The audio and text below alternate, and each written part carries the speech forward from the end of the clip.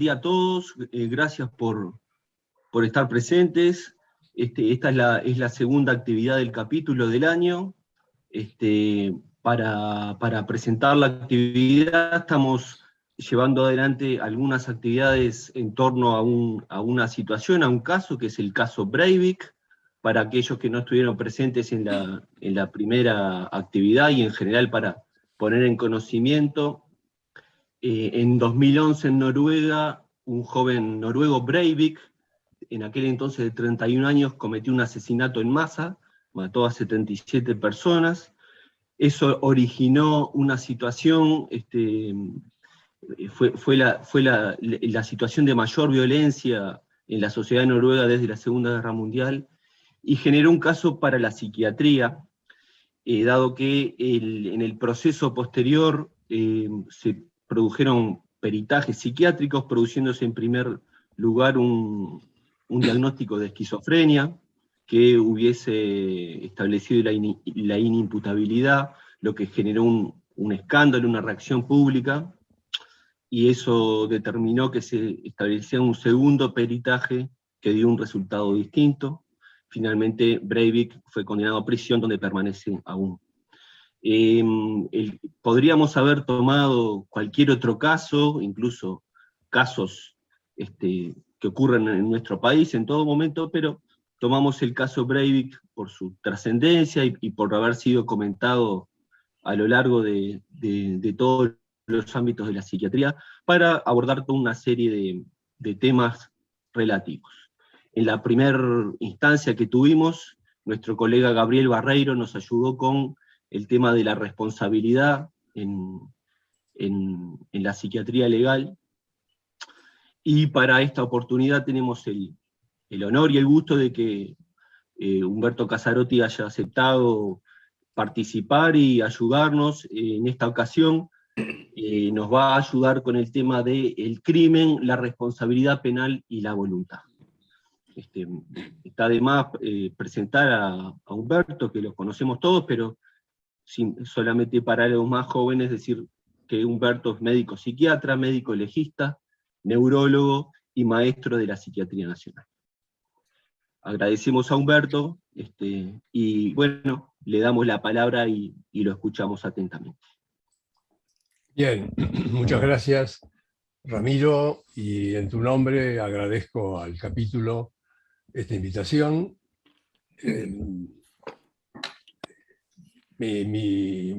Bueno, tú has presentado mi formación. Sí, fui no solamente médico legista, sino que fui psiquiatra forense del Instituto Forense durante algunos años. Y en mi exposición, cosa que no puede extrañar a nadie, voy a exponer en realidad todo lo que he aprendido y que Arrié ha expresado mucho en relación a la relación entre criminología y psiquiatría. En realidad, hoy no podemos discutir el caso de Anders Breivik por varias razones. Y la básica es que no conocemos a la persona, ni tampoco los peritajes en concreto. Sin embargo, se han dado algunos análisis por fuera de los peritos que lo vieron, entre ellos el de Patrice Bergeau, un francés de Perpignan, de nuestro grupo de trabajo sobre EI, que es realmente muy interesante y que se lo dejo a Nina, que está conmigo en este momento acá, para que se lo entregue a ustedes. No lo puedo pasar por internet, porque está publicado en la Evolución Psiquiátrica, y bueno, no se puede. Pero sí le pedí permiso y me permite pasarlo en forma de fotocopias. Les decía que no podemos tratar por varios motivos el caso de Anders Breivik, ni tampoco otro caso que hubiera sido muy bueno, el famoso caso de John Hinckley, que en el 81 atacó a Reagan y creo que mató a uno de la guardia del servicio secreto, y que también en ese caso fue declarado inimputable, lo cual dio lugar a todo un cambio, además, pero ahí no solo por la reacción social, porque no fue una reacción social, sino por realmente por los peritajes. Los peritajes motivaron, un poco como pasó acá, que se terminara haciendo lo que podríamos decir un verdadero proceso contra la psiquiatría, un verdadero juicio a la psiquiatría, por la complejidad y la confusión diagnóstica que se fue dando en los diferentes peritos.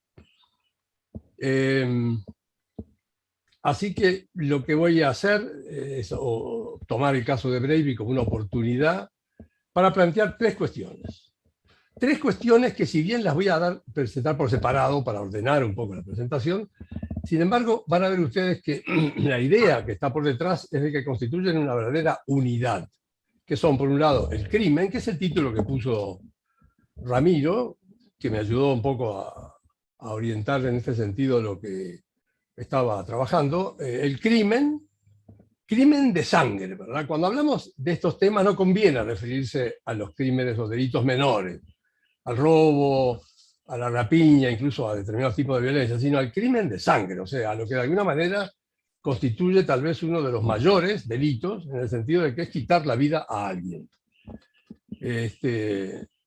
Por un lado. Por otro lado, y ahí cambio el esquema con el título de la presentación, en lugar de poner segundo, responsabilidad penal, voy a hablar de voluntad y finalmente de responsabilidad. ¿Por qué? Precisamente por lo que van a ver, que en realidad el sujeto del acto, de los actos, en este caso del crimen, es un ser que comete un acto voluntariamente, este es el tema, y que sea voluntariamente significa que es responsable. Bueno, vamos a ver esto, si bien ya el doctor Barreiro la vez pasada planteó el tema de la responsabilidad, yo voy a especificar un poco más en la responsabilidad penal, y sobre todo en relación a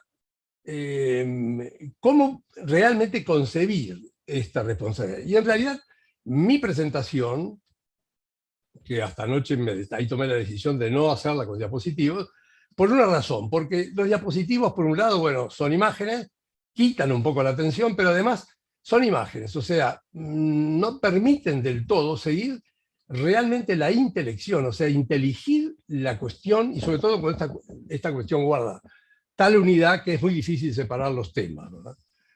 Lo que sí quiero decir de entrada es que este tema es imposible considerarlo, si no, considerarlo bien, ¿verdad? Si no se hace desde una perspectiva que tenga que ver con una hipótesis del hombre, hipótesis antropológica. Y tener una hipótesis del hombre es tener una hipótesis clara sobre la organización y la desorganización del aparato psíquico, Freud, del cuerpo psíquico, o sea, del psiquismo, de lo que es esa vida de relación que de alguna manera a lo largo de toda nuestra vida y prácticamente en la construcción del psiquismo durante 18 años, ¿no? Recuerden esto, somos libres desde el punto de vista vegetativo a los 9 meses, pues somos libres recién, autónomos, en el sentido de que nos damos nuestras propias reglas solo a partir de los 18 años, aceptado eso por lo menos así legalmente.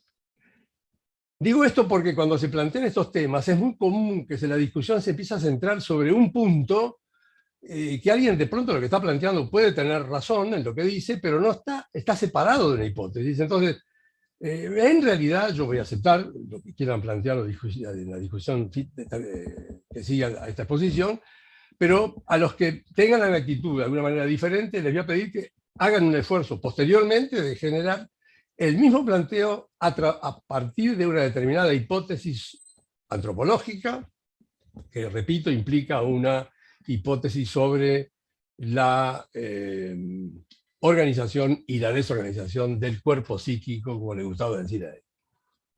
Bien.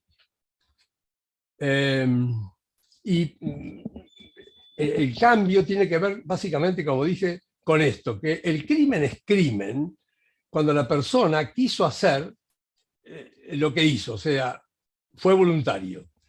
Y cuando lo hizo, y en eso consiste la voluntariedad, por eso es inseparable de lo que viene ahora, según sus valores, o sea, según la normatividad propia de cada uno de nosotros. Y por esa razón es que si cometemos un homicidio se nos puede poner en nuestra cuenta, o sea, se nos puede imputar.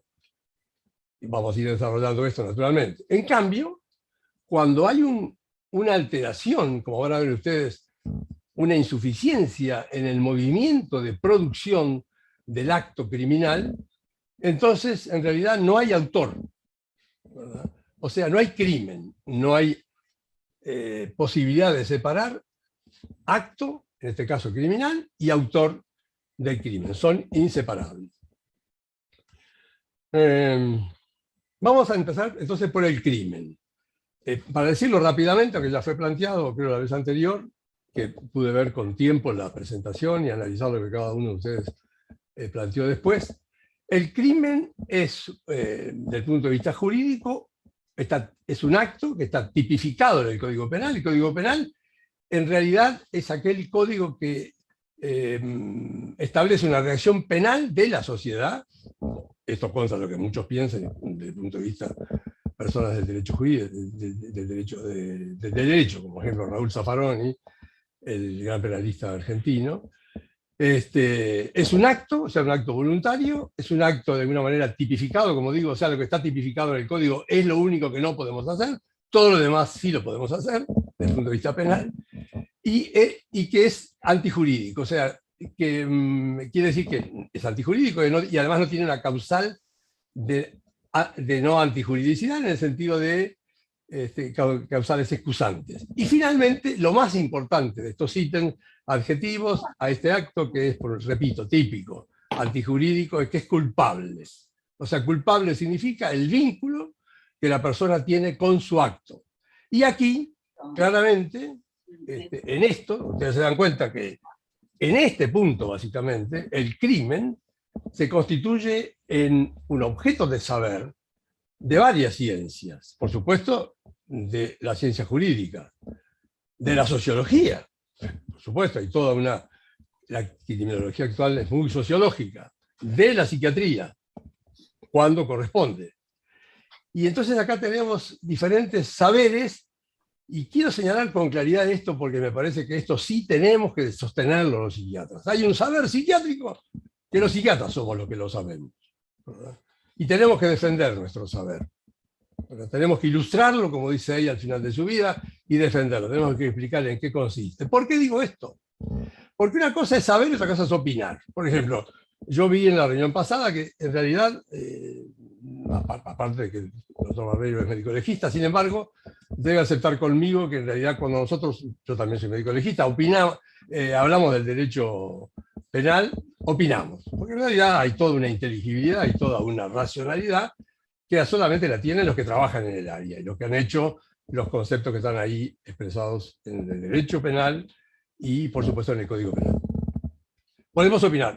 Y, en cambio, los que saben del tema son los que trabajan, como acabo de decir, en el área. Lo mismo pasa con todas las cosas. Pero pasa una cosa curiosa con la psiquiatría, ¿verdad? Que tanto la gente común, por supuesto, los religiosos, sacerdotes, mucha experiencia tengo mucho sobre esto, los profesionales del derecho, los sociólogos, ¿verdad? Continuamente opinan, por supuesto, sobre psiquiatría, con lo cual, sobre patología mental, sobre lo cual tienen razón, tienen derecho, digo, pero lo que no tienen es un saber. Por ejemplo, el doctor Raúl Zaffaroni, que me tomé el trabajo la semana pasada de escucharle varias presentaciones, que se las recomiendo, son excelentes, en el sentido de explicar precisamente lo que constituye el delito, lo que constituye una teoría del derecho penal. Sin embargo, cuando pasa a hablar del tema de la culpabilidad, ingresa necesariamente en las cuestiones que tienen que ver con psicología y psiquiatría, que es la organización psíquica normal o patológica que está por detrás, que es precisamente lo que se nos pide a los peritos que establezcamos. Pues cuando empiezo a opinar de esto, les digo la verdad, me da pena escucharlo, porque un hombre de su capacidad, de su nivel, las cosas que dice sobre la conciencia, sobre lo que es un paranoico, lo que es un delirante, lo que es un trastorno psicopático, no recuerdo si utiliza la palabra, realmente uno diría, doctor, hable de lo que sabe, pero no de lo que no sabe, pero lo que sabemos en esto somos nosotros, los que trabajamos en el área de la psicopatología. Y van a ver después del área de la psicopatología, o sea, del diagnóstico psicopatológico, que es el diagnóstico semiológico que hacemos con respecto a nuestros pacientes, no tanto el diagnóstico de la somatosis que está por detrás. O sea, separemos entonces el saber del opinar. Opinemos con libertad sabiendo que opinamos, pero respetémonos en relación a los diferentes saberes que cada uno de nosotros tiene en su haber. La gran pregunta que está por detrás del crimen es en qué nivel de la organización del hombre, o sea, en su ontología, por así decir, se plantea el problema de la producción del crimen. O sea, para responder, conviene para responder, digo, no responder penalmente, sino para responder esta pregunta, conviene que consideremos al crimen, cosa que hace ahí, junto con otros actos que él llama de excepción o excepcionales. ¿En qué sentido utiliza la palabra esta excepcional? Bueno, en el sentido de que son poco frecuentes, el crimen es poco frecuente en relación a la población en general, como son poco frecuentes las obras de arte, los éxtasis de un místico, las proezas de un héroe, ¿verdad? Pero todos tienen algo de extraordinario, en el sentido de que se salen de lo común, no de extraordinario como lo decimos que es extraordinario, sino de que se salen de lo común. O sea, en estos fenómenos, la creación estética, repito, el éxtasis místico, el coraje a veces insensato, me imagino bajando en Dunkerque los pobres muchachos que murieron centenares de miles, y la muerte provocada salvajemente por alguien a otro, todos estos actos, cuando uno los considera, siempre aparecen como un más allá de lo posible, o sea, aparecen como algo que no podemos separar de su autor, están atados a su autor. Estos actos, o experiencias, a veces son experiencias extraordinarias como el éxtasis del místico, plantean dos problemas: si son reales, ¿verdad? Y qué valor tienen. Su realidad, bueno, está dada por las características cualitativas y cuantitativas por las cuales aparecen como extraordinarios. Perdón. Y por lo mismo, aparecen como variaciones estadísticas de una media que es la norma, ¿verdad? Pero estos desvíos son desvíos y son, en ese sentido, anomalías. O sea, en una curva de Gauss, el crimen estaría a la izquierda como un menos valor, la obra de arte estaría a la derecha como un más valor, pero todos desvíos dentro de la norma. ¿Qué quiero decir esto? Que todos esos actos se dan en el sentido normativo de la acción que es querida y dirigida por el yo. O sea, no son anomalías patológicas. Esto lo vamos a ver después, naturalmente. ¿Y cuál es el valor de estos actos? Déjame ver la hora. ¿Cuál es el valor de estos actos? ¿Es por lo excesivo que los valoramos como justamente excepcionales? ¿Es por lo convulsivo, como decían los surrealistas, ¿verdad? La idea esa de que su obra era una obra que convulsivaba al público. No. Son manifestaciones, en realidad, de lo que en todos los hombres es una posibilidad. En cada uno de nosotros está latente, virtual, inconsciente, y su valor, el juicio del valor que se hace, solo puede provenir de la relación que guarda con el autor.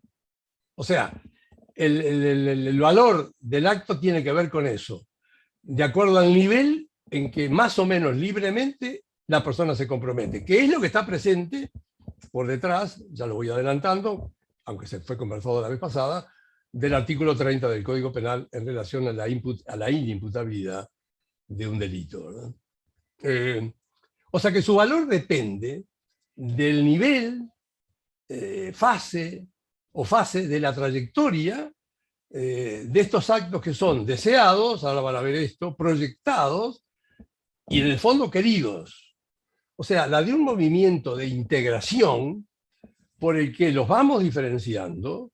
Piense cada uno de ustedes, en esto nos pasamos todo el día, ¿verdad? Aunque no seamos conscientes de esto cuando lo hacemos, pero si reflexionamos, sí, que lo vamos diferenciando y los vamos dirigiendo hacia un fin que es un fin que asumo, como sujeto, asumo. Los actos comunes o excepcionales, entonces, son normales cuando se mantienen en el sentido normativo de la acción que es querida, repito, y dirigida por el yo. Son manifestaciones, como dice ahí, del libre movimiento que caracteriza cada acción del ser normal, ¿verdad? De los actos que tienen que ver con la voluntad, no de lo que nos ocurre, lo que nos sucede. Como decía Kant, en el caso de los actos excepcionales, de una finalidad sin objetivo, sin fin. que se producen, digamos, precipitan cuando la persona, el sujeto, decide el fiat, el hágase, ¿verdad? Que son actos, como decía Hannah Arendt, por los cuales introducimos novedad en el mundo. Esto es interesante. O sea, algo se inicia en el mundo. Esto tiene que ver, por ejemplo, en mi formación religiosa, la falta que uno comete es una falta a la cual uno se puede arrepentir en el sacramento de la penitencia o de la, bueno, como se llama ahora de otro modo, se recibe el perdón, pero el acto, lo que uno introdujo en la realidad, escapó de nosotros, ¿no?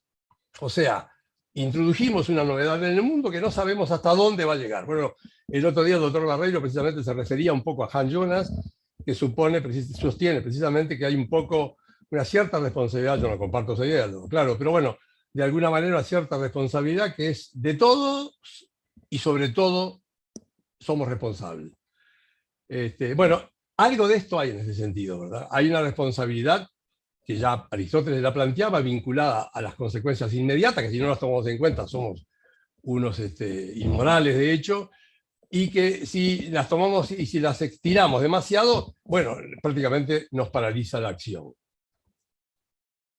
O sea, fíjense que hablando de esto, hablando del crimen, apareció la voluntad, apareció la responsabilidad. Es imposible referirse a cualquiera de estos actos, excepcionales, incluso a todos nuestros actos, sin hacer referencia a la voluntad. Entendida la voluntad como una intencionalidad, que es una dialéctica, ¿verdad? O sea, no se imaginen la voluntad como una función, como una capacidad, sino que es verdaderamente una dialéctica que engloba o que articula, que sintetiza, como decía Paul Ricoeur, lo voluntario a lo involuntario, o más bien lo involuntario a lo voluntario. ¿En qué sentido? Las formas originarias o inconscientes, el conatus, ¿verdad?, de Spinoza, la libido de Freud, ¿verdad?,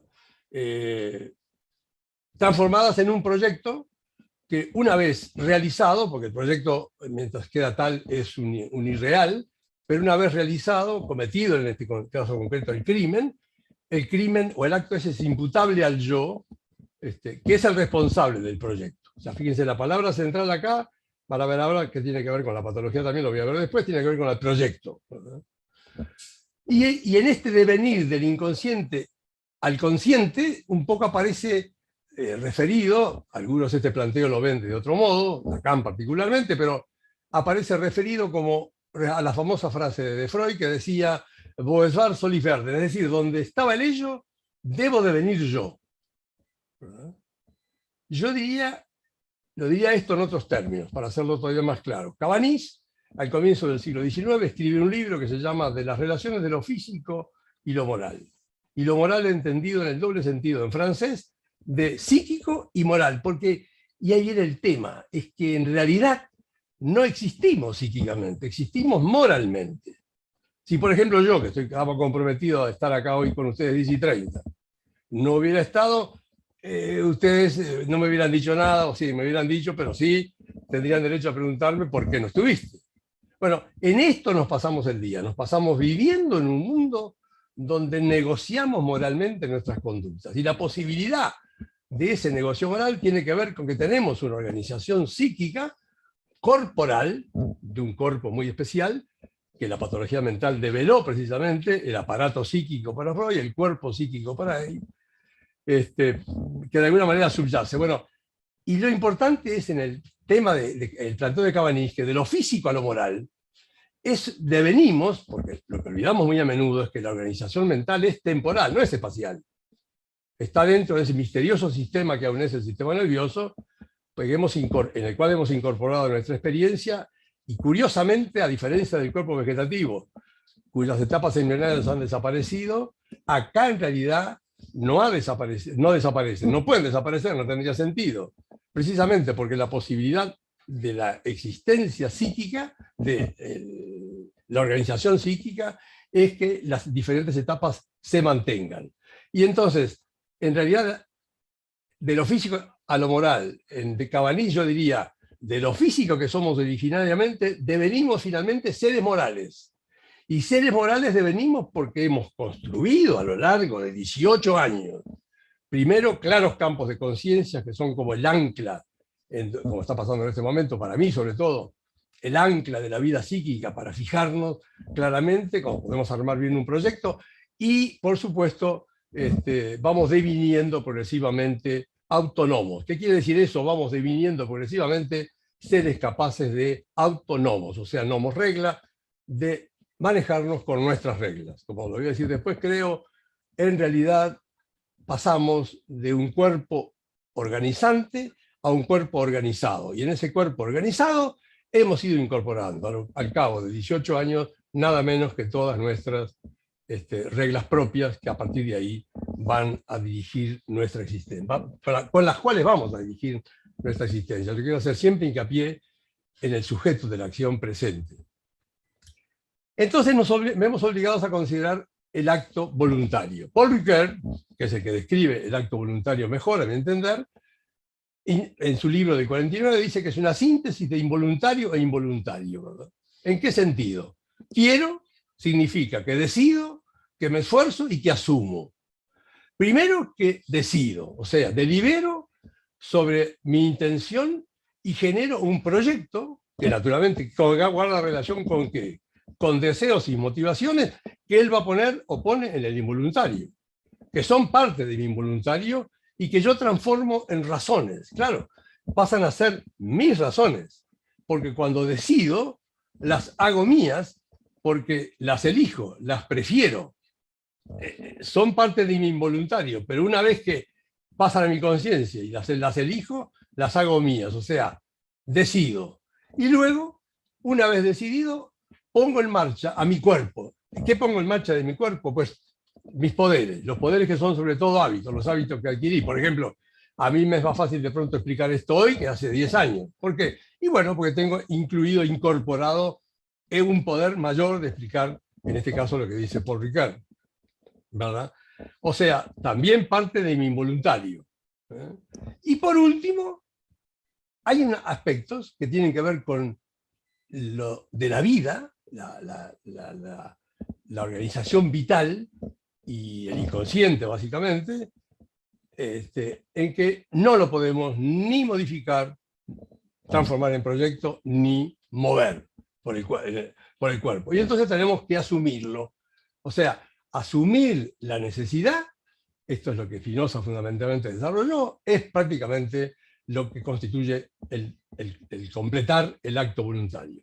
Esta descripción del acto humano, voluntario, nos muestra que la libertad humana, por consiguiente, no es todo nada. Si tiene que ver con la organización corporal, tiene que ser graduada, ¿verdad? Que aparece en lo involuntario de los deseos, de los hábitos y de la necesidad, lo repito, ¿verdad? Que logra sentido solamente en relación con la voluntad. El involuntario, ¿por qué? Porque la voluntad es inclinada por los deseos, es verdad. Sí, sí, pero los determina cuando los eliges. Por otro lado, los hábitos están ahí, los construí, pero están en mí como una cizaña, llega a decir ahí en algún momento, ¿verdad? Y los pongo en acción. Y finalmente asumo, consiento, hago mía la necesidad que no puedo modificar.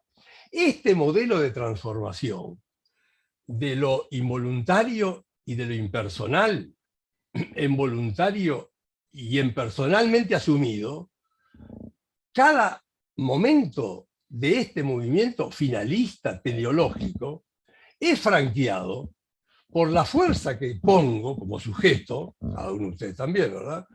Que puedo poner en la dirección del objetivo, de mi objetivo propio.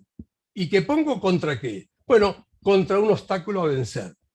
Nuestros actos valen en la medida en que vamos logrando libertad, luchando contra la compulsión y la inercia, ya que la historia del desarrollo psíquico es la historia precisamente de los ciclos, esto lo voy a repetir alguna vez, entre lo dado, lo que me tocó en suerte, genéticamente, familiarmente, etc., y aquello de lo que me he apropiado.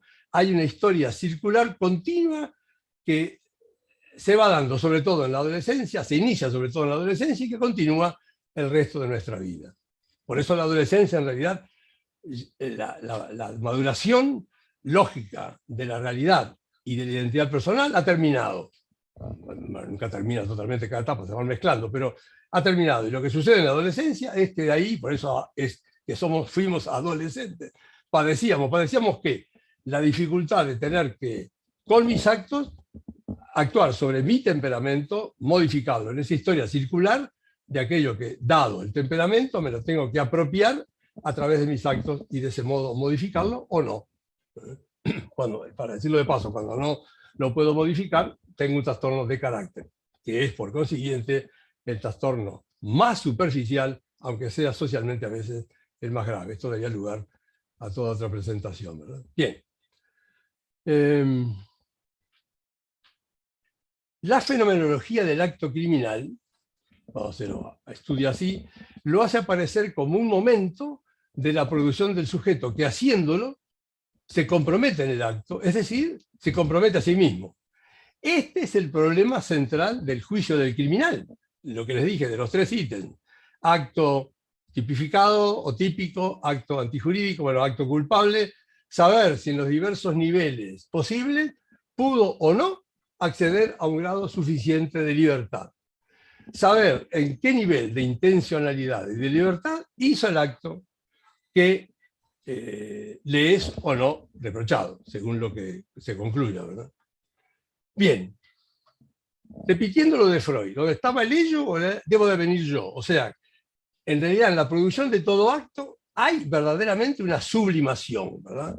Recuerden que el gran problema de Freud y de los psicoanalistas es explicar como defensa el mecanismo. En realidad la sublimación es el fenómeno normativo, diría normal, ¿verdad?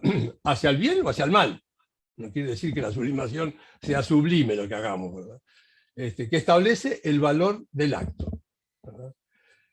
Una diferencia estructural que hay, insisto, señala diciendo que hay una diferencia entre el libre movimiento por el cual el artista, el místico, el héroe o el criminal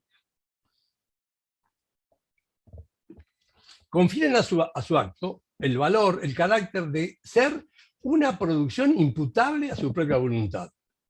En cambio, a diferencia de esto, ello pone al libre movimiento el movimiento libre, es decir, aquello que en mí ocurre, sucede, que en el fondo termina siendo lo patológico mental, experiencias inconscientes y de algún modo automáticas.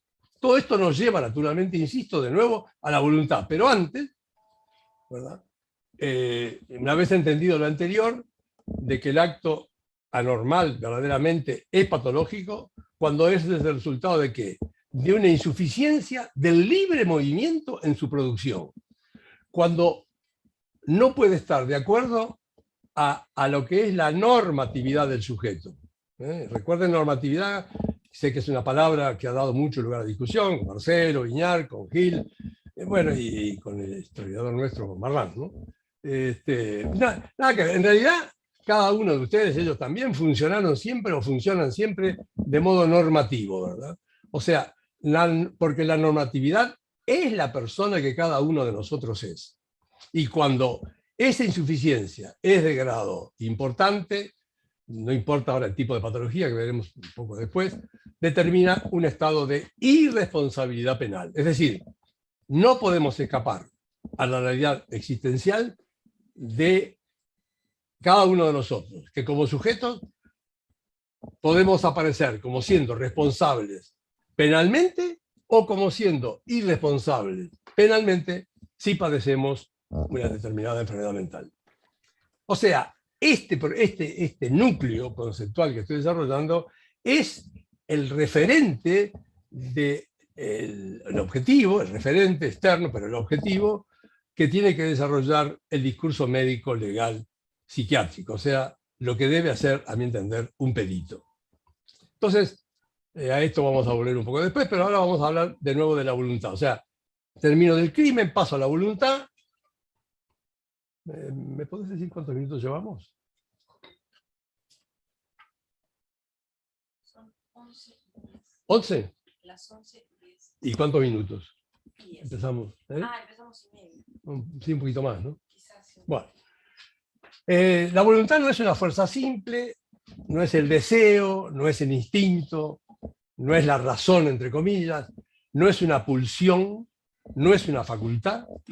La voluntad implica que el hombre no sucumba a la necesidad, aquello que es el involuntario, a los deseos, lo vital, lo inconsciente, sino que en realidad, motivándolo esto, de alguna manera lo adopte, lo asuma, consienta en eso. Y de ese modo se vuelva dueño y no esclavo de su organización, porque la organización está dada, si lo pensamos como un iceberg, básicamente por la mayor parte como una parte escondida, que es el involuntario. Bueno, volvernos dueños de esa parte a través de los actos que van a ver después, o lo digo ahora de paso, ese volverse dueño es como es dueño de un prisionero, ¿verdad? Que tiene siempre derecho a escaparse. En ese sentido, no es esclavo de la organización, pero la organización en su pulsionalidad, etcétera, siempre tiende a la posibilidad de escaparse. ¿Dónde lo voluntario y lo involuntario aparecen entonces como dos términos recíprocos, complementarios, diría más bien, que en cada momento de nuestra vida humana engendramos? Esto es importante entenderlo. La voluntad no está ahí como una fuerza esperando. No, lo engendramos nosotros. Y van a ver ustedes que la patología tiene que ver precisamente con la vida mental y sus dimensiones, ¿de acuerdo ahí? Es posible como moción libre solo luchando contra lo involuntario. No en el sentido de que estemos divididos, ¿verdad? Sino que estamos compuestos de esta antinomia, ¿verdad? En cada fase de nuestro desarrollo, en cada estructura de nuestro campo de conciencia, o sea, desarrollo del sistema de la persona, en cada estructura organizada de nuestro campo de conciencia actual, nuestra acción, nuestro pensamiento, solo son posibles por el conflicto, y acá repito de nuevo, que opone lo que hacemos, o sea, la manera de lo que hagamos, lo que nos apropiamos, contra lo que ya está hecho, contra lo dado, en el ciclo histórico que les dije hoy. Los franceses utilizan dos palabras, ¿verdad? Lo doné y lo pris, o sea, lo tomado, lo que yo aprendo, lo que yo me apropio, que me parece una mejor traducción de pris. Con lo cual la voluntad aparece esencialmente como un poder de control en relación a las fuerzas que tienden a escapar a la plenitud de la existencia del yo. Entonces vamos a ver que uno se pregunta, ¿pero entonces hay dos voluntades?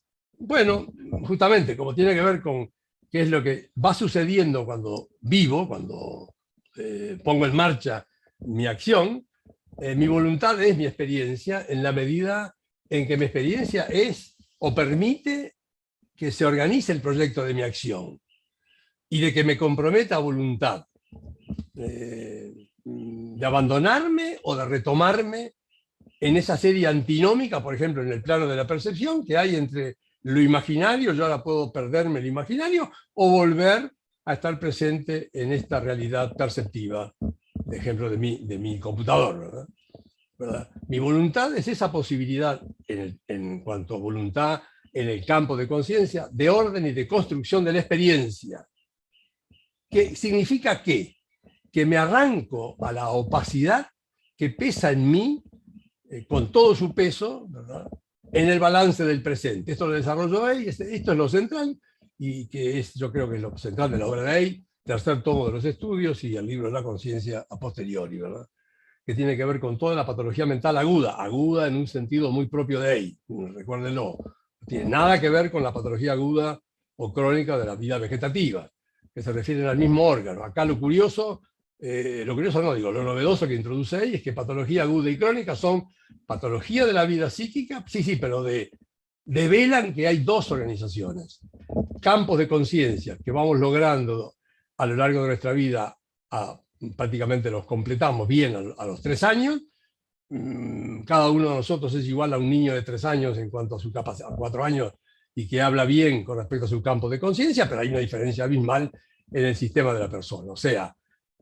la posibilidad de desarrollar el sistema de la persona depende de los campos de conciencia, pero a su vez los campos de conciencia en su operación actual dependen de lo que cada uno sea como persona, o sea, como sistema de personalidad. Bien, pero esa es la voluntad en tanto se aparece en el campo de conciencia. Y van a ver ustedes, y lo digo ahora para no perder el hilo, que la involuntariedad, en este caso de los actos, es muy fácil de explicar, de entender y de explicar a cualquier persona, ¿verdad? Personas que no tengan que ver con el área de la psiquiatría. ¿Por qué? Y porque tienen que ver con el ciclo vigilia-sueño. Y entonces es muy fácil de explicarles que lo que le está pasando a la persona que está despierta, que está obnubilada, en realidad es algo semejante a que si uno imagina que lo que le está pasando es como que estuviera soñando, o sea, viviendo imaginariamente, pero despierto. En cambio, hay otra voluntad, o sea, otra forma de organización, que es la voluntad, que es la de que el querer, en la medida en que me determino en función de mi sistema propio de valores. O sea, la ley de constitución de mi mundo, lo que es la legislación de toda mi existencia. Eso que, como les dije, iniciamos en la adolescencia y continuamos durante toda la vida, el ser personas. Sistema de valores que, por supuesto, los valores me sobrepasan personalmente, pero los incorporo o no. Quien ha tenido varios hijos lo sabe perfectamente bien. Han incorporado o no los valores que de alguna manera uno quiso que lograran, ¿verdad? O sea, aceptó y que incorporó como la ley de su mundo, y esto no es un epifenómeno cultural, es en realidad esto, los valores, es la persona, es el yo, es la normatividad de ese yo. Persona que soy, no simple naturaleza, tampoco libre en forma absoluta, soy la organización incierta, diría, me sale la palabra, es otra, ¿verdad?, que me gustaría decir, la organización de mi ser que yo determino por mi voluntad. La persona que soy en este movimiento de la voluntad, de conquistar mi existencia, de alguna manera, fíjense bien, es la organización que a través de los actos prolonga mi organismo, ¿verdad? Es lo que ya Aristóteles hablaba de la poiética de mi acción. Poiética en el sentido de hematopoiético, ¿se acuerdan, no? De producción, o sea, las acciones en realidad me prolongan. Y no solamente me prolongan, sino que las acciones vuelven sobre mí, o sea, me trascienden, pero vuelven sobre mí y me cambian. Y me van cambiando, para bien o para mal, según que la acción que tenga, en la escala de valores en que yo me muevo, sea buena o mala. Esa es la realidad humana, ¿verdad? Esa es la organización que se constituye como una voluntad que quiere, queriente, dice ahí, y una voluntad sedimentada, querida, donde yo voy pasando, como ya lo dije, del orden del organismo en mi desarrollo, que es un organismo organizante, al orden de los motivos que ahora integran mi organización como involuntario. Las enfermedades mentales, en la medida que desestructuran más o menos el campo de conciencia, o en la medida que alienan más o menos a la persona, provocan una metamorfosis de la voluntad humana, provocan en realidad actos que son intencionales, pero involuntarios. Todo esto de la intencionalidad es lo que Freud nos ha enseñado, devolviéndole a la patología mental el reconocimiento de que es el sujeto de la acción, el sujeto de su patología, de alguna manera inconsciente, intencionalmente, pero que, y es algo que aparece solo en un análisis complementario de su metapsicología en el 16, son involuntarios en el sentido de que no tiene la organización o padece una desorganización que lo ha vuelto involuntario. Una desorganización de esa infraestructura psíquica que es la que hace posible que el acto sea voluntario. Por supuesto que estas manifestaciones involuntarias, que toda la patología de alguna manera es una patología de la voluntad, pueden ser deficitadas, ¿verdad? En el sentido del déficit, no puedo, bajo diferentes síntomas, o por el contrario, no puedo controlar un acto, o sea, más bien lo positivo, aquello que se me escapa al control, ¿verdad? Pero lo central, más que esto, es diferenciar entre patología mental aguda y crónica. Aguda como desorganización, desestructuración del campo de conciencia, y crónica como desorganización del sistema de la personalidad. Esta diferencia, a mi modo de ver, es muy práctica y absolutamente necesaria para entender los fenómenos que tienen que ver con el crimen, el diálogo una vez que los hemos enseñado con los juristas, y el diálogo entre nosotros, teniendo, como lo dije al principio, una hipótesis que sea coherente, que nazca de los hechos, que sea coherente, entendible y transmisible, y que sirva, que sea heurística, ¿verdad? Y sobre todo cuando lo aplicamos a los peritajes forenses. En un caso, la patología de la voluntad es que el hombre es precipitado en sus automatismos, porque para ser consciente se necesita tener un campo de conciencia bien estructurado, lúcido, si no, no hay voluntad. Fácil de entender. En cambio, es más difícil de entender, y acá permanentemente hay problemas para entendernos, y pasó fundamentalmente en el caso de Breivik al entender, el sujeto aparece privado por la patología del sistema de valores propios. Valores en los que debe comprometer su existencia con los otros. O sea, hay sin embargo lucidez, hay proyecto, ¿verdad? Y quiere, pero no propiamente lo que quiere es lo suyo, porque vive en un mundo de valores pervertidos. Por ejemplo, un obsesivo se ve obligado a un montón de comportamientos ridículos, él lo sabe, por eso los oculta, pero no puede no hacerlo. O sea, de alguna manera tiene una voluntad que carece de algo que es que la voluntad no es racional, la voluntad es razonable, ¿verdad? Y fundamentalmente la voluntad, o sea, tiene algo de imaginario todo, pero la más imaginaria es la voluntad de los delirantes, especialmente, sobre todo los delirantes, porque son personas que tienen, actúan, piensan, proyectan de acuerdo a la voluntad de otro. No solamente su voluntad está pervertida como el obsesivo, sino que está suplantada por otro. Y en el caso del esquizofrénico, Ey lo describe muy bien en el famoso simposio que tuvo, un curso prácticamente que tuvo cuando estaba retirado en la zona del sur francés. La esquizofrenia tiene ambos aspectos. Por un lado hay una pérdida de la posibilidad de actuar en el campo de conciencia, en el sentido de que hay cierta alteración del campo de conciencia, una hipotonía, como decía Verse, y por otro lado hay realmente una total sustitución de la persona, es otro el que está en mi lugar, obrando por mí.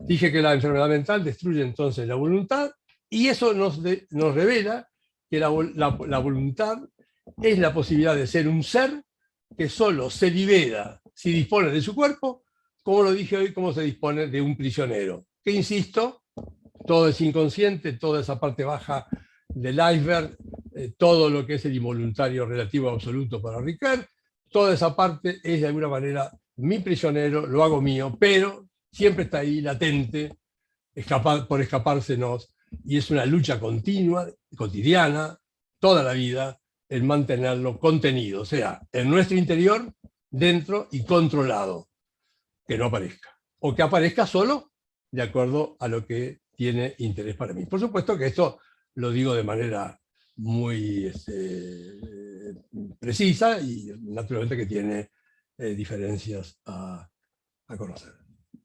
Bueno, ya pasar al tercer punto, y que es el de que tiene que ver con lo mismo, ¿verdad? Autonomía es voluntad. Voluntad que devenimos, como dije, por el desarrollo psíquico, ¿verdad? Donde vamos deviniendo de lo físico que somos originalmente por la construcción progresiva en la que yo tengo parte activa central, esto es la obra de Piaget, fundamentalmente en el plano de la inteligencia, termino siendo el ser autónomo que soy. Autónomo, no autónomo solo, que no me gusta la palabra, es más bien autónomo, con lo cual queda claro que yo soy el que me impongo mis normas, ¿verdad? Esa realidad la devenimos en el tiempo, y es una realidad que, como ya lo dije, cada una de las etapas por las que vamos pasando se conserva. Y regresar a esas etapas es precisamente lo que los psicoanalistas, o el modo como los psicoanalistas definen la patología mental. En cuanto a la responsabilidad penal, ahora voy a dedicar un poco más a esto, de nuevo, el juez entra, como lo dije hoy, lo repito, en el ámbito de la organización mental del sujeto cuando entra a analizar el ítem de la culpabilidad. ¿Puede ser puesto en su cuenta el crimen, o sea, imputado o no? Vamos a decirlo claro. En la práctica judicial habitual, los casos por patología mental son muy poco frecuentes, ¿verdad? Primero, o sea, en Estados Unidos las estadísticas muestran que son una milésima parte de los delitos, aunque los pacientes psiquiátricos sean más proclives al delito, en realidad en la masa de delitos son muy pocos. Pero el saber y la profesionalidad psiquiátrica son fundamentales. No cuando se hace, ¿cómo se dice?, un planteo cotidiano en el consultorio, pero sí cuando se plantea el tema del peritaje y las discusiones con los hombres del derecho, ¿verdad? Porque ahí no estamos hablando solo del caso concreto, sino de lo que está detrás del caso, o sea, cómo se conceptúa el problema. Acá es donde le dije que critico muy duramente al doctor Zaffaroni, ¿verdad? Siempre se percibió, desde el derecho romano, que algunos hombres no pueden ser imputados por falta de voluntad. Y acá hay dos momentos en la historia. Primero, en la patología mental aguda, en el siglo IV a.C., ya con Hipócrates no podían no verse los cuadros agudos, porque si yo estoy bien hoy y mañana estoy confuso, evidentemente tengo una patología mental. No importa cómo lo interpretaban. En realidad, el problema es que el verdadero problema empieza con la patología mental crónica, lo psicopatológico del sistema de la personalidad, que se plantea recién a partir del siglo XVI y que se configura como profesión a partir del finales del siglo XVIII, una cosa que es muy criticada por todos los que sostienen que la psiquiatría no debe ser una rama de la medicina, lo cual daría lugar a otra larga y muy discutida presentación. Bien, el diagnóstico que hace el psiquiatra, igual que en la medicina, es doble. Es un diagnóstico de manifestaciones, en nuestro caso psicopatológico, que yo llamo D1, para entenderme rápido, y el diagnóstico de la somatosis, que llamo D2. En realidad, el diagnóstico que importa, y en el plano forense es el que importa, no lo voy a explicar esto ahora porque no me da más el tiempo, pero es el diagnóstico psicopatológico, ¿verdad? Porque es aquel en el cual entramos en la intimidad de la producción del crimen por parte del criminal. Por esto es que mucha gente, aunque no sea psiquiatra, si trabaja en el ámbito de la psicopatología forense, puede trabajar toda vez que opere con este criterio, que son diagnósticos de tipo psicopatológico que se validan en sí mismos. Y ahí viene el problema de cómo validarlo, porque el otro día alguien planteó, fue Rafael, y también el comentario lo hizo, si no me equivoco, Luis Villalba. La pregunta es, ¿cómo establecer la línea de demarcación? ¿Y quién lo hace? Bueno, aclaremos. En realidad, ¿quién lo hace? Es esto, a los que conocemos historia, sabemos bien que es un largo proceso. No ha sido nunca obra de un solo hombre. Por ejemplo, Bloiler reconoció claramente, con todo lo genial que fue, que el tema de lo agudo era un tema de futuro. Por eso lo tomó él como tema, como cuestión a desarrollar. O sea que requirió desde, ahí no me sale el nombre, antes de Kraepelin, de la catatonía. Bueno, ya saben ustedes en quién están pensando. Bueno, de ahí en adelante, prácticamente durante un siglo, fueron pasando varias generaciones que generaron esa línea de demarcación.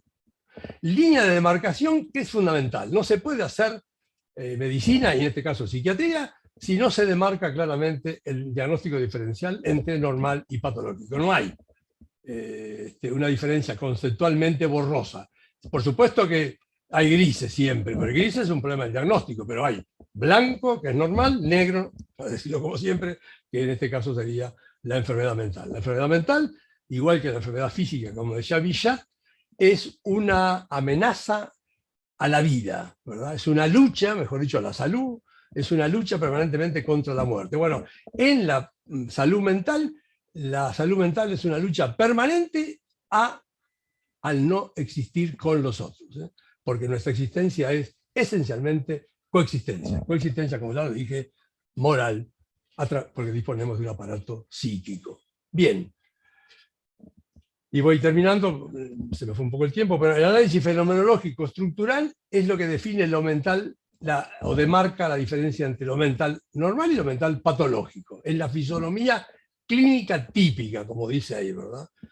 Irreductible a las variaciones individuales e irreductible a la motivación y a la comprensión que están en la base de las relaciones humanas.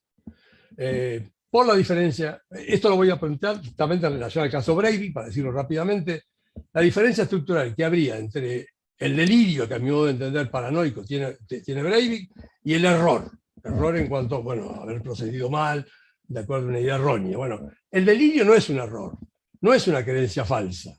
Esto lo analiza muy bien Bezold. Por ejemplo, en las ideas de un megalómano, como entiendo que fue Breivik, o es Breivik, si uno las compara sus ideas punto a punto con un montón de exagerados, de terroristas, no de terroristas, pero sí de extremistas de derecha de Europa, punto a punto, incluso con las de un filósofo podría ser, o las de un político, pueden ser iguales. Pero hay algo que los separa. Y lo que separa al delirante del hombre normal, repito, por extravagante, por insólita, por incompatibles que sean sus ideas, es que el hombre normal, que puede ser un filósofo, ¿verdad?, con ideas falsas, absurdas, sin embargo las defiende, dan clase, ¿verdad?, lo cual tienen derecho, están en el plano facultativo, porque en realidad defiende el irracional, pero siempre puede tomar cierta distancia de su idea. Pueden plantear la irrealidad de la realidad y defenderla, dar clases, sin embargo después son muy realistas a la hora de comer, a la hora de establecer vínculos, a la hora de hacer un programa de viaje, etc. En cambio, el patológico no puede guardar distancia con la idea. El delirante está desorganizado en su infraestructura, en su modo de ser. Y su idea delirante, por consiguiente, no es contingente. No es algo que puede ser o no ser. No, no, es así. Y en Breivik, a mi entender, se ve esto claramente, y la película 22 de julio lo muestra sin querer mostrarlo, a mi entender, porque muestra qué le pasó a Breivik. Que lo único que no quería era que lo declararan enfermo, propio del paranoico. En el sentido de que declararlo enfermo es lo que el paranoico no puede ser, porque como decía Ramírez, el paranoico vive, y el drama de que vive de su vida delirante, en el mundo de los otros. Y por consiguiente necesita que le den la razón. El delirante que es Breivik constituyó su accionar fatalmente en el mundo, a mi entender, conversó del imaginario. Y determinado casi exclusivamente por el inconsciente. Claro, como fue durante largo tiempo, la preparación del crimen, el escrito famoso de edad, Independencia, 1983 creo que le puso, 2083, perdón, de 1500 páginas, para cualquier técnico, cualquier perito que está en esto sabe muy bien que ese escrito solo ya significa posiblemente mucha cosa. La pregunta ¿es enfermo la persona que tengo delante, el criminal? ¿Es un enfermo mental o no? Bueno, lo único que responde a esto es la semiología psiquiátrica, reconociendo la fisonomía clínica en su fijeza, en su motivación que no es consciente, en su realización automática imaginaria, ¿verdad?, que nos obliga a captar por consiguiente a la enfermedad como lo que es, la enfermedad mental, como una forma regresiva e inferior de la actividad psíquica. La enfermedad mental solo aparece entonces como una forma negativa del ser. No es una creación, nunca, sino como una incapacidad radical, un menosvalor, una malformación, una deformación. La enfermedad mental no es solo un drama humano, que lo es, sino que es una desorganización del ser psíquico. Esa concepción del trastorno negativo, fundamental, evidencia, ya lo dije pero lo repito, que la naturaleza de nuestra naturaleza humana contiene la enfermedad mental en el doble sentido, de que la tiene en su interior como una latencia y la contiene en el sentido de que la reprime. Y lo central del trabajo del psiquiatra, especialmente del forense, es distinguir la mala conducta de la conducta por enfermedad mental.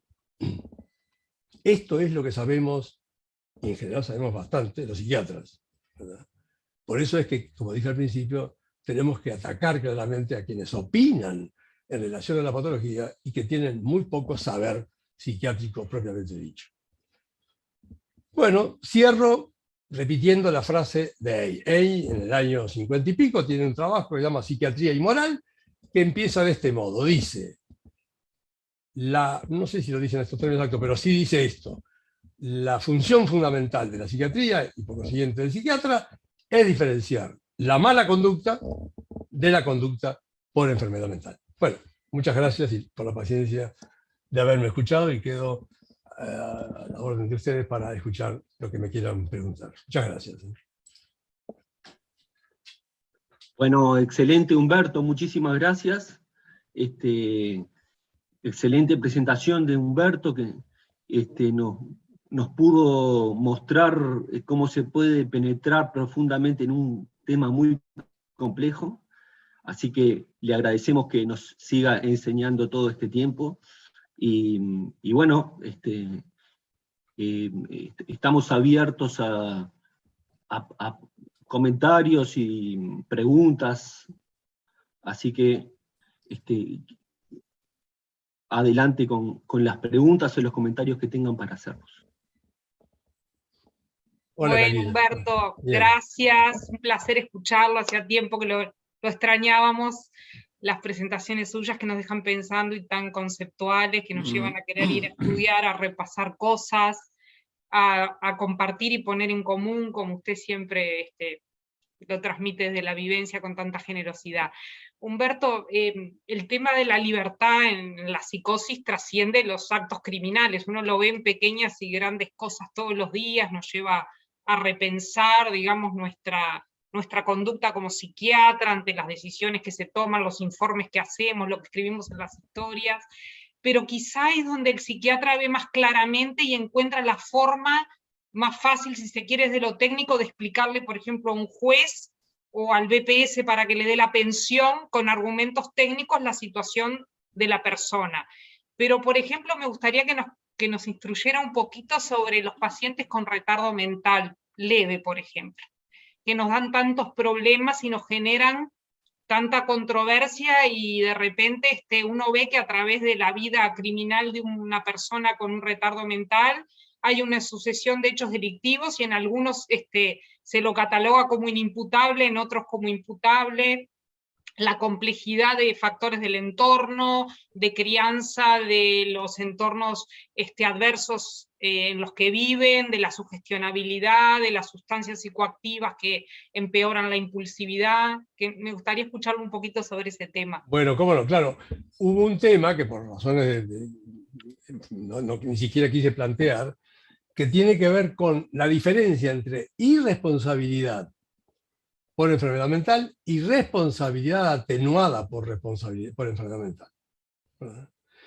Acá hay una diferencia fundamental en la terminología, ¿verdad? Porque en un lado, a ver, en el caso de Hinckley nos permite, en dos palabras decirle, John Hinckley es estudiado y es declarado, digamos, inimputable, ¿verdad?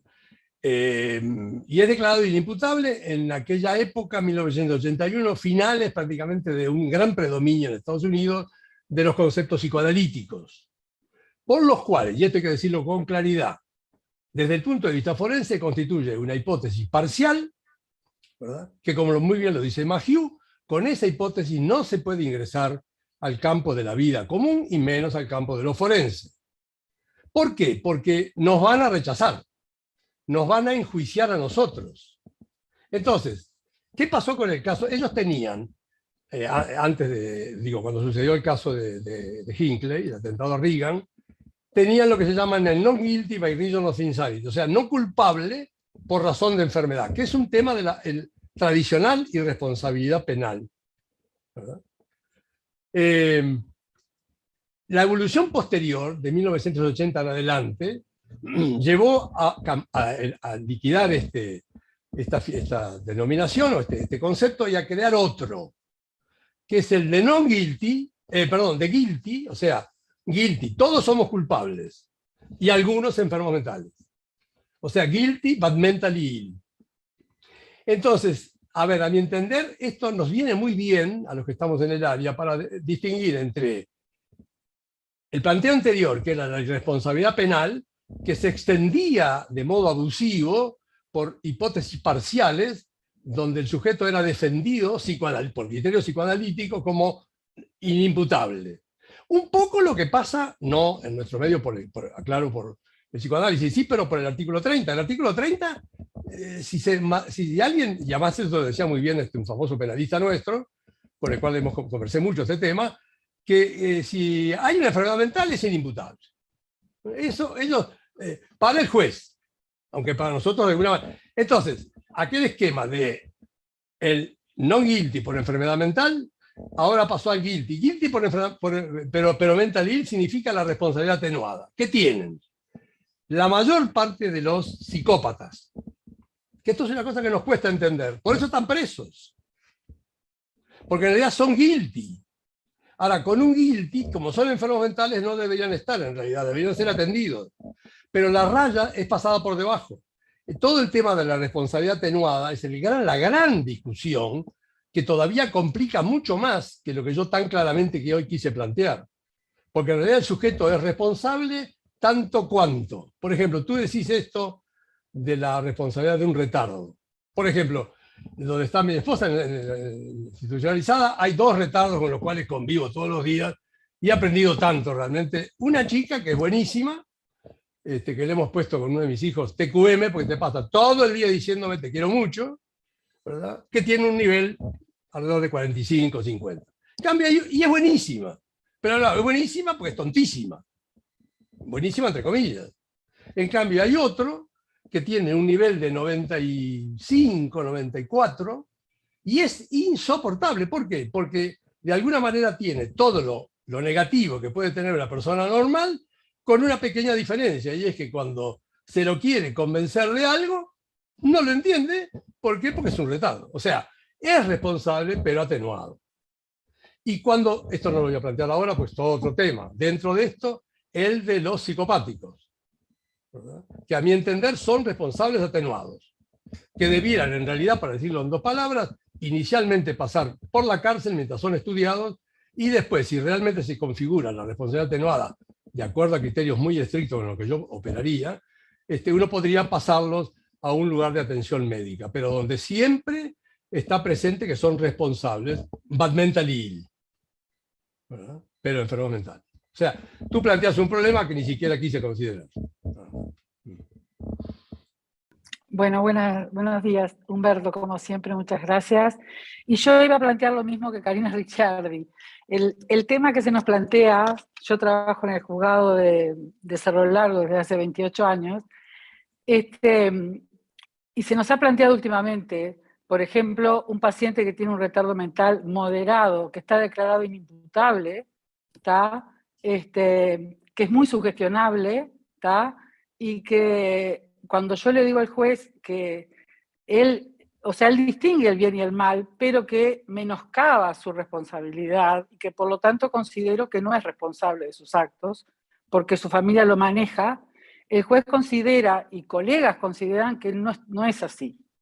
¿Tá? Yo creo que es un paciente que, a pesar de que él sabe lo que está bien y está mal, que tiene un coeficiente de 68, porque lo conozco hace 20 años, él ha aprendido a manejar ciertas cosas, pero su bajo nivel intelectual, al ser sugestionable y muy manipulable, no es responsable de lo que hace, que es vender drogas. O sea, él no cometió un crimen, ojo, ¿no? No cometió un crimen a diferencia de otro que está. Entonces, el juez cuestiona eso, bueno, lo llevaron al ITF y opinó lo mismo. Pero digo, es una cuestión que está en la línea y nos cuesta mucho a veces determinar, ¿no? Este hombre tiene, hace 30 años, tiene 50 años y de los 20 está declarado inimputable, por lo tanto tampoco ha sido estimulado. Y es muy usado por los demás para cometer delitos. Entonces, esas cuestiones son las que nos hacen a mí, por ejemplo, muy difícil manejar la situación. Yo quería eso mismo, preguntar eso mismo. Gracias. Bueno, a ver, vuelvo a decir, diría lo mismo, pero lo que sí quiero señalar es que lo que ustedes 2 plantean es algo que en todos los países del mundo se plantea y se plantea una y otra vez. Y donde falta, en último término, una clara idea, primero, de que el tema lo tienen que resolver los jueces, evidentemente el derecho penal es una cuestión de ellos, pero donde al hablar de la culpabilidad, realmente los conceptos psicológicos y psicopatológicos debieran ingresar a partir de un modelo que sea claramente compartido, como lo dije al principio, sobre la organización y la desorganización psíquica. Esto es fundamental. Y mientras esto no pase, yo les diría que ahí lo escribe en el 70, lo escribe anteriormente fulano en el 40 del siglo pasado, lo escriben al final del siglo XIX y lo van a seguir escribiendo. ¿Por qué? Y bueno, por esto, porque en estos temas lamentablemente nos pasamos opinando unos y otros, y además en relación a casos concretos, lo cual es fundamental, en donde hay que resolver. Sí, pero no se puede resolver casos concretos si no se tiene claro el gris, el blanco y el negro.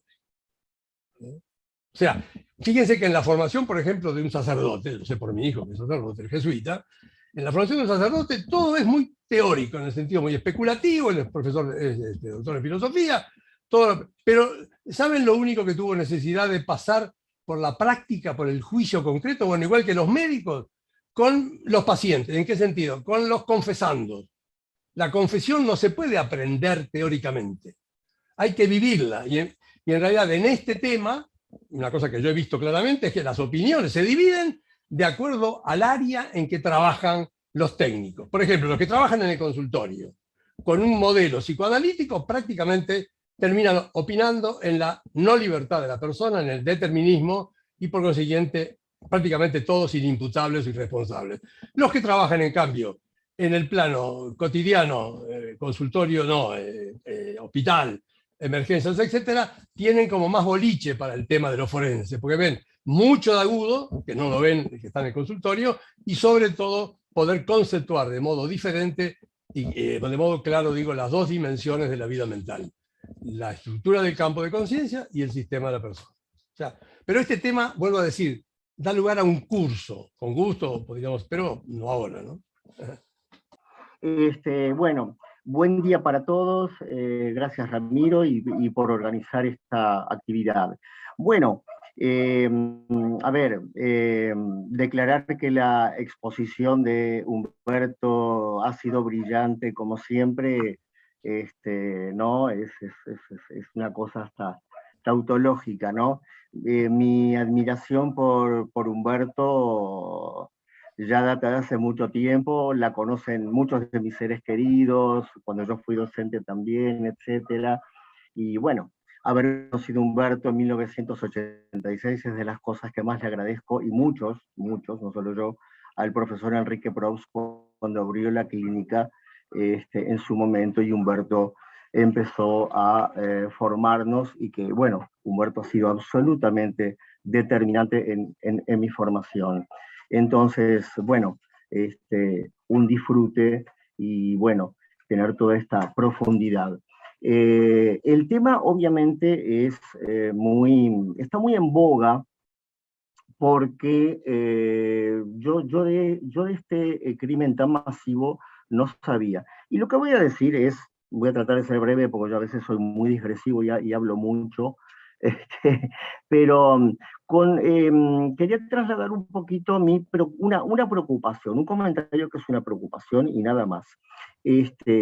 Toda esta ola de crímenes últimos, masivos, que ha sucedido en Estados Unidos, y que obviamente nos ha choqueado mucho, que ya datan desde el año 1963, hasta donde yo sé, yo he visto documentales. Y un comentario muy obvio, y aún con crímenes menores, con crímenes que no son masivos, que pueden ser crímenes nacionales, etcétera, que a veces por la desmesura, por la crueldad, por lo impremeditado, etcétera, el facilismo con que la prensa, los medios de opinión, los opinólogos, los periodistas, la opinión pública opina, y el facilismo con que sale, para hacer eso hay que estar loco, hay que tener una enfermedad mental, es un enfermo mental, sin duda, y ya se toma como verdad. Y qué difícil que es realmente combatir eso, qué difícil. Bueno, es muy difícil entender la esencia de la enfermedad mental, y en el nivel de profundidad que tiene Humberto es realmente difícil. Yo creo que la Sociedad de Psiquiatría ha hecho buenos esfuerzos en sus integrantes de salir a la prensa. Creo que la prensa un poquito más de bolilla nos está dando, pero creo que no es la suficiente, evidentemente. Claro, tratando de rescatar la tecnicidad del saber psiquiátrico. Porque psiquiatría, yo siempre digo, es como el fútbol: cualquiera mete, se opina, hay que poner, hay que sacar. A vos que te gusta el fútbol, Ramiro, como a mí, ¿verdad? Cualquiera se mete y opina, y da consejos, y dice, etcétera, ¿no? Y la relativa tranquilidad, relativa no, perdón, relativa es una palabra un poco insultante. La tranquilidad que yo tengo en nuestro país es que en materia de los crímenes que nos pueden suceder a nosotros, bueno, creo que contamos con un instituto técnico forense sólido y con un cuerpo de psiquiatras forenses que yo creo que está bien formado, los conozco prácticamente a todos, etcétera, y creo que podemos hacerle muchas críticas a nuestra justicia, cómo le imparte, etcétera, pero creo que en esto estamos bastante bien pertrechados. Pero vuelvo, y me reitero y termino, qué difícil que es combatir esa opinión masiva, claro, de crímenes que a veces nos conmueven hasta los tuétanos, ¿no? Simplemente señalar eso y bueno, y reiterar la gratitud a Humberto, un verdadero, como tú muy bien dijiste al inicio, un maestro de la psiquiatría nacional, sin duda. Y bueno, muchas gracias Humberto, como siempre. Bueno, gracias Vicente, como siempre. En realidad yo creo que el problema que tú planteas con respecto a los medios de masa realmente es el problema y tiene que ver con que yo creo que justamente como grupo, y esto es una autocrítica a nosotros como psiquiatras, como grupo no hemos logrado una unidad de criterio con la que presentarnos en relación al concepto de enfermedad, no tanto a cómo se trata, que ese es otro problema, sino al concepto de enfermedad, y entonces permitimos y facilitamos, y a veces aportamos en la misma línea, que, bueno, pues, si tal cosa la hizo es porque es un loco, nada que ver. La locura no nace, como bueno, lo dije en toda mi presentación, de lo excesivo, de lo excepcional del acto, sino que nace precisamente de su estructura psicopatológica, su fijeza, su no motivación consciente, etcétera, etcétera, pero sobre todo eso que la psiquiatría durante todo el siglo XIX fue construyendo las bases para que a partir de Kraepelin y de Breuer y de todos los fenomenólogos al inicio del 20 y con AIP para entender fundamentalmente, en esos más o menos 70 años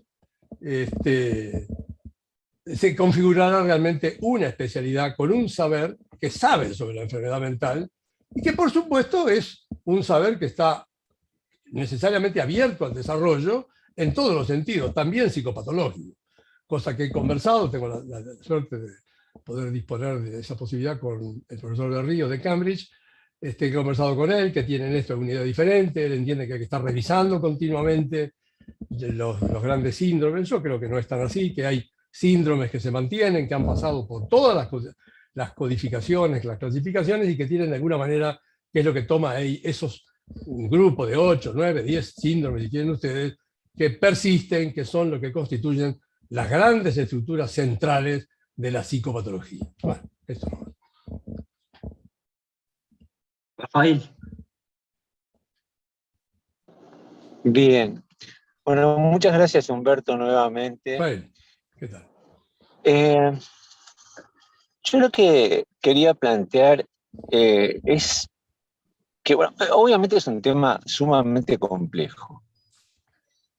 Y bueno, la complejidad queda clara a raíz de la exposición que tú haces, Humberto, que es muy rica y muy profunda. Yo no trabajo como forense ni nada que se le parezca, pero bueno, algunas veces nos piden informes de parte, etcétera, etcétera, ¿no? Y uno va a esas instancias y la gente quiere blanco sobre negro, sí o no, ¿es culpable o no? Los abogados, por supuesto, tiran hacia un lado, los fiscales hacia el otro, no sé. Y los jueces quieren también algo rápido, me parece a mí, ¿no? Y uno queda como que es uno el que termina definiendo la suerte de ese sujeto. Y probablemente en cierta medida es así. Entonces, un proceso que es tan complejo, que no admite solo respuestas simples, termina convirtiéndose o termina generando una expectativa de una respuesta muy simple. Y yo me pregunto, y te pregunto a ti, Humberto, ¿cómo haces tú cuando quedás atrapado ahí, en esa trampa que nos propone la justicia en términos de, bueno, tener que definir sí o no si este sujeto va preso o va al hospital, o si es culpable o no es culpable?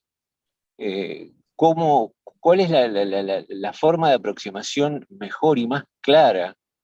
Porque hacer una exposición como la que hiciste tú sería muy bueno para los jueces, pero no se puede hacer en un juicio, ni en una instancia puntual. ¿Cuál es la forma de aproximación más clara para poder hacer llegar la opinión que nosotros tenemos, que es calificada, a personas que, con la mejor de las intenciones, como los jueces, bueno, tienen que resolver una situación? Bien. Esa es la... Cuando tú planteas el problema, justamente que estoy insistiendo, tiene que ver con que en el plano del ítem, la adjetivación de culpable, el análisis que realizamos nosotros es esencial. Ahora, yo estoy totalmente de acuerdo también en que es esencial en cuanto a concluir coherentemente con el desarrollo del informe en las condiciones psíquicas del sujeto. Y uno diría, bueno, no te olvides que señalé hoy precisamente que la voluntad en este sentido no es blanco-negro, o sea, no es graduada, eso es fundamentalmente entenderlo. Pero sí, depende del momento en que, o la fase en que el acto tuvo lugar cuando se produjo. O sea, eso es lo que el psiquiatra debe plantear. Y en mi modo de ver, las dos dimensiones que plantea ahí, de campo de conciencia y de personalidad, son muy buenas. El campo de conciencia en general, si es clara el planteo del psiquiatra, lleva a que el juez concluya de manera bastante entendible que en este caso no es... En cambio, el gran problema que tenemos es al revés. Por ejemplo, en el caso de Breivik, se ve cuando uno analiza con detalle, sobre todo el informe, el escrito que él presentó, la conducta que tuvo, que está muy bien representada en la película, excepto cuando él dice que se rió de los primeros informes. No, en realidad fue un error, una mirada profesional, a mi modo de entender, equivocada. Era así un delirante, no esquizofrénico, era un delirante paranoico. Pero bueno, poder concluir ahí frente a los jueces de que alguien lúcido, porque claro, cuando el juez en el artículo 30 dice que puede comprender, no solamente conocer, ¿verdad? Comprender, y que puede determinarse según su propia apreciación, yo diría, ¿qué ha hecho el juez? ¿Qué ha hecho el derecho penal? Y bueno, ha explicitado de un modo que no tiene nada que ver con lo que nosotros conocemos sobre la realidad. Expresa bien, en último término, cómo son las cosas. No pudo comprender o no se pudo determinar.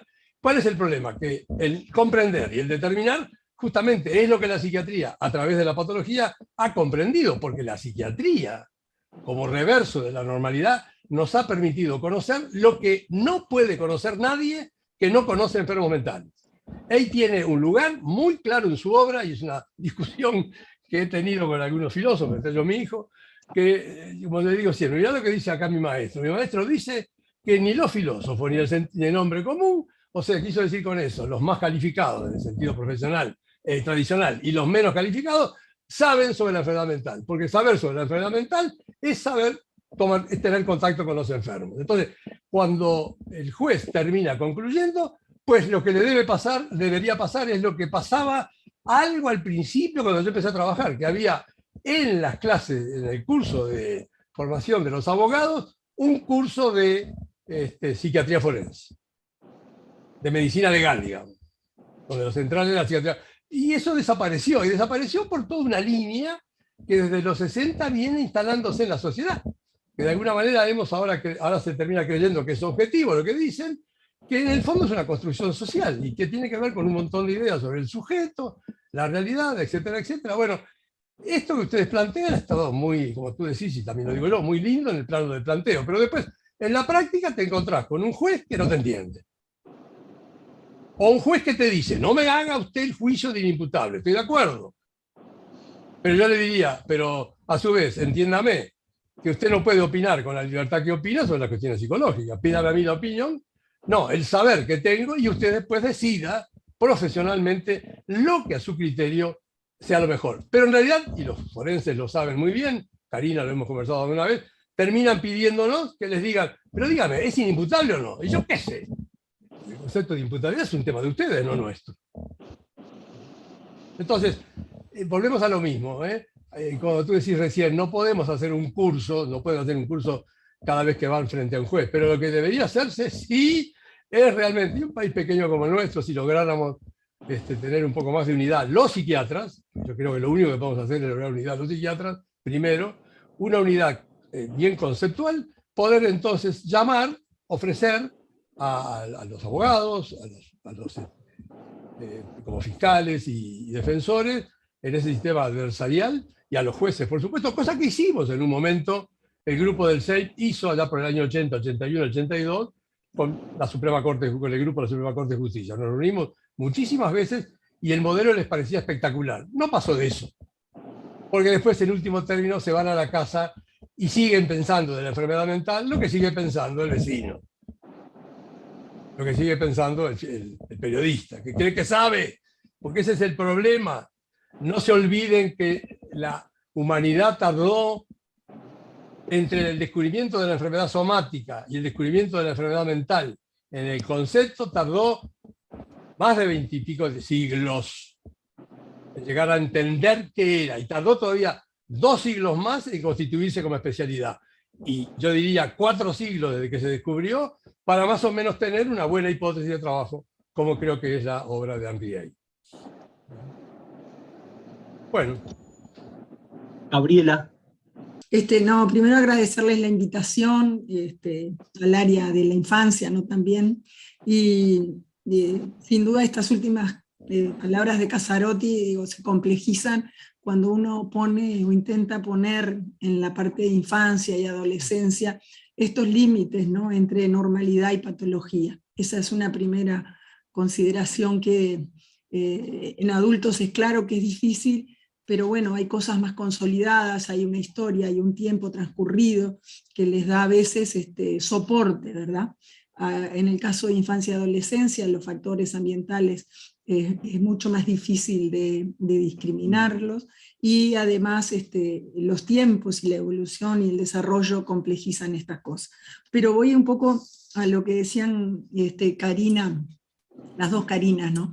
El tema de, bueno, estos problemas del desarrollo que no solo hacen al retardo mental, sino que tenemos, a mí esto me involucra mucho, pero es todo el tema del autismo, y en esos grupos que hoy, no es que no existieran, existían, pero hoy los identificamos mejor en la etapa adulta o de adolescentes grandes, donde existe, desde el punto de vista, por ejemplo, de la evaluación de niveles en rangos de normalidad, o sea que tampoco entran dentro de los conceptos del retardo mental o la discapacidad intelectual, pero por otro lado las características de la inflexibilidad cognitiva, las fallas profundas en teoría en la mente, no necesariamente en la empatía, como pueden tener otros cuadros como la psicopatía, por ejemplo, y que a veces realmente uno escucha discursos de estos adolescentes y rayan en lo delirante, pero no son delirantes. Entonces, simplemente para invitarlos quizás a pensar, digo, a nivel mundial están habiendo trabajos y grupos de interés en el lugar de este tipo de pacientes, digo, porque son enfermedades mentales también, en el vínculo con la justicia.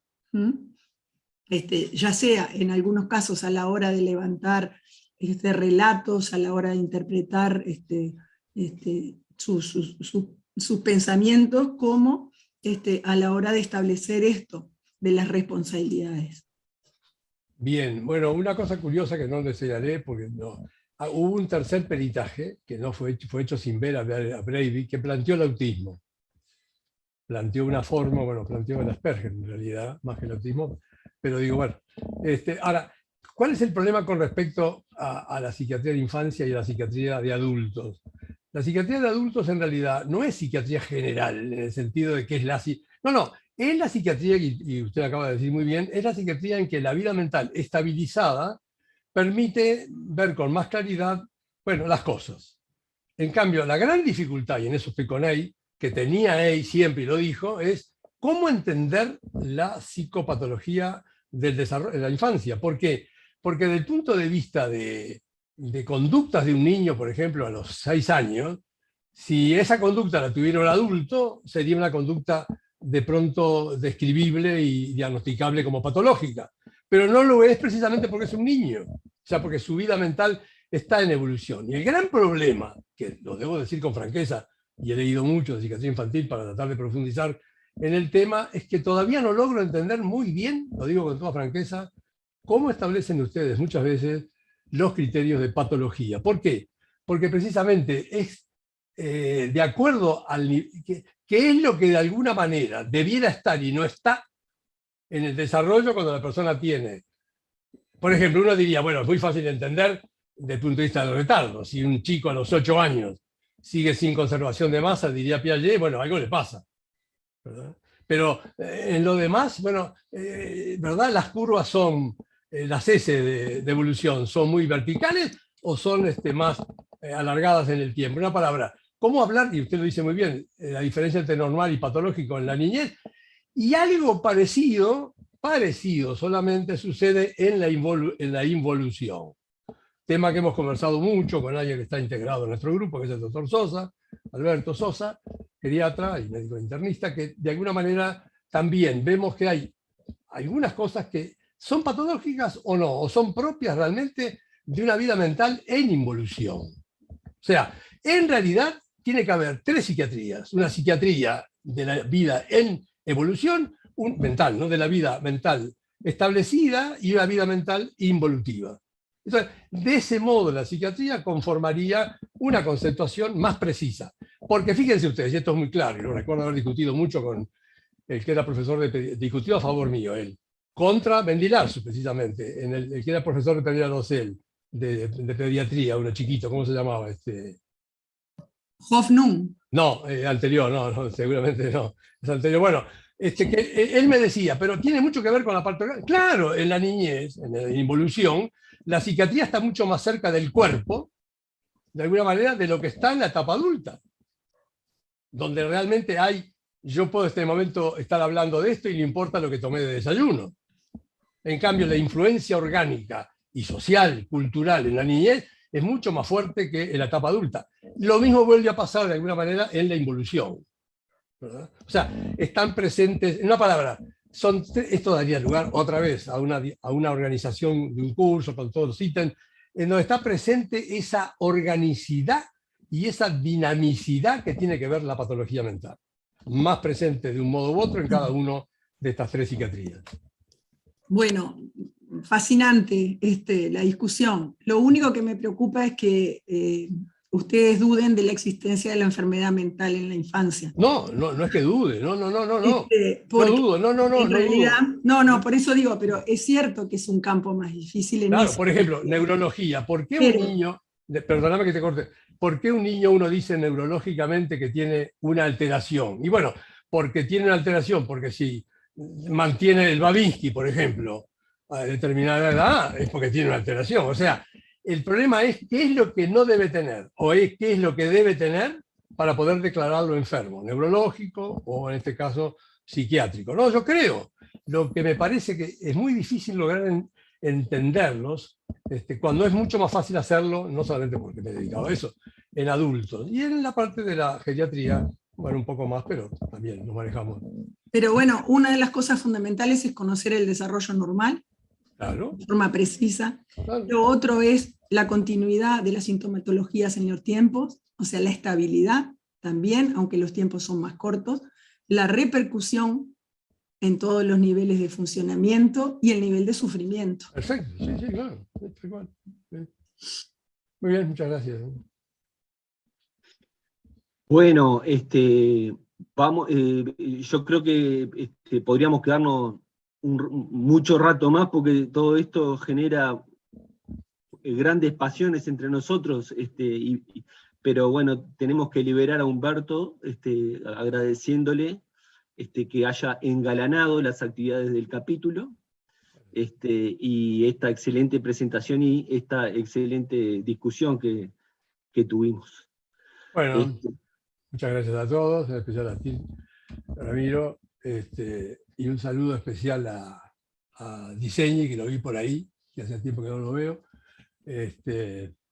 y a todos los demás también. un gusto haberlos tenido y bueno, en algún momento en el futuro, si Dios todavía me da vida y ganas, podré cooperar con ustedes. Bueno, nos vemos. Muchas gracias. Gracias, Humberto. Salud. Un abrazo. Gracias. Gracias. En breve anunciaremos nuevas actividades del capítulo y también aprovecho para invitar a todos a una actividad de la Sociedad de Psiquiatría el 9 de julio, que vamos a estar juntándonos para discutir sobre los avatares de la Ley de Salud Mental, etc. Así que ya quedan todos invitados. Bueno, muchas gracias a todos por haber participado hoy. Un saludo, que estén bien. Saludos. Un abrazo. Un abrazo a todos. Adiós, Karina.